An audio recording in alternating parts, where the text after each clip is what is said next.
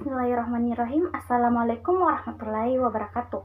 Perkenalkan, nama saya Tiara Agustin Kisman, NIM 19 2303008. Baiklah, di sini saya akan menjelaskan sedikit tentang resume saya, yang dimana manajemen sumber daya manusia. Nah, pengertian manajemen sumber daya manusia adalah suatu bidang yang khusus mempelajari hubungan dan peranan manusia dalam suatu organisasi. Nah, unsur manajemen sumber daya manusia adalah manusia yang merupakan tenaga kerja pada organisasi tersebut. Baiklah, selanjutnya yaitu perkembangan manajemen sumber daya manusia terbagi dalam beberapa generasi. Yang pertama, generasi pertama pada tahun 1800 sampai dengan 1940-an, yaitu manajemen prapersonalia, di mana manusia masih dilihat sebagai faktor produksi dan adanya pengelolaan sumber daya manusia yang masih terpuruk. Baiklah, yang kedua yaitu generasi kedua pada tahun 1945 sampai dengan 1960-an, yaitu manajemen personalia, di mana manusia dianggap sebagai mesin yang mempunyai perasaan, munculnya serikatan pekerja, dan adanya analisis jabatan, serta pengelolaan SDM yang lebih baik.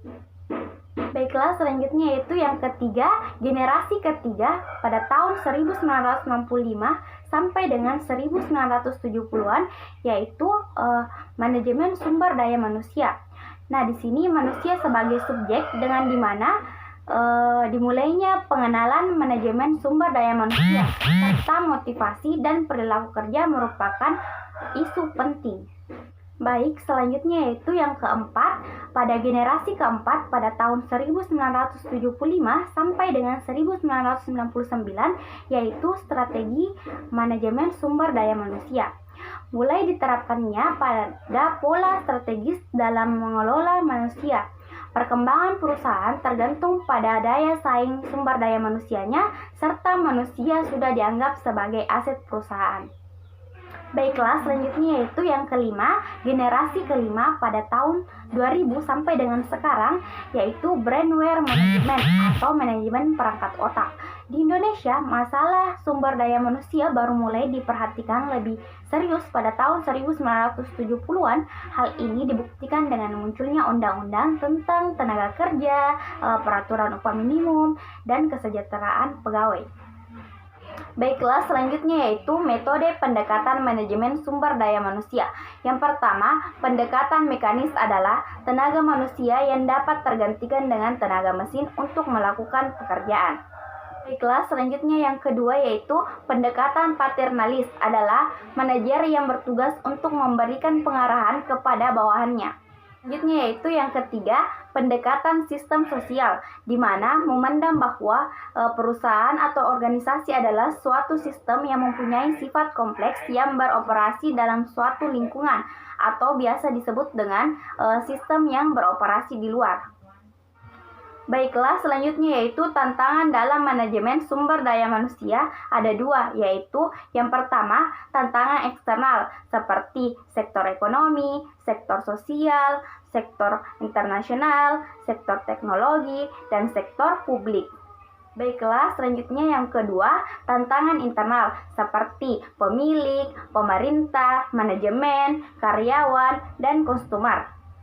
Baiklah, selanjutnya yaitu ruang lingkup manajemen sumber daya manusia. Yang pertama, manajemen sumber daya manusia dalam lingkup manajemen personalia, di mana melibatkan perencanaan tenaga kerja, perekrutan, pelatihan, dan pengembangan, edukasi dan orientasi, transfer, promosi, kompensasi, PHK dan pengangguran, serta produktivitas karyawan. Baiklah, selanjutnya yang kedua yaitu manajemen sumber daya manusia dalam lingkup kesejahteraan karyawan.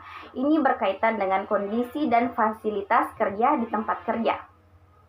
Baik, selanjutnya yaitu yang ketiga, manajemen sumber daya manusia dalam lingkup hubungan industri, di mana mengatasi keluhan karyawan dan menyelesaikan perselisihan serta efektif untuk menjaga perdamaian dan keharmonisan dalam organisasi. Baik, selanjutnya yaitu peranan dan fungsi Departemen Sumber Daya Manusia, yaitu yang pertama, fungsi lini, di mana Departemen Sumber Daya Manusia mengarahkan aktivitas perusahaan dalam departemennya sendiri dan area pelayanan terkait. Baik, selanjutnya itu yang kedua, fungsi koordinatif dilakukan oleh Departemen Sumber Daya Manusia dengan mengordinasikan aktivitas personalia, kewajiban yang sering dianggap fungsional. Baiklah, selanjutnya yaitu yang ketiga, fungsi staf, di mana dijalankan oleh Departemen Sumber Daya Manusia dengan membantu dalam mempekerjakan, melatih, mengevaluasi, memberikan penghargaan, konseling, mempromosikan, dan memberhentikan karyawan. Baik, selanjutnya yaitu tujuan Departemen Sumber Daya Manusia. Yang pertama, membuat kebijakan dan mempertimbangkan. Yang kedua, membantu perusahaan mencapai tujuan. Yang ketiga, memberi dukungan. Yang keempat, menyelesaikan masalah. Yang kelima, media komunikasi terbaik. Baiklah, itulah tadi pemaparan dari saya. Sekian, wassalamualaikum warahmatullahi wabarakatuh.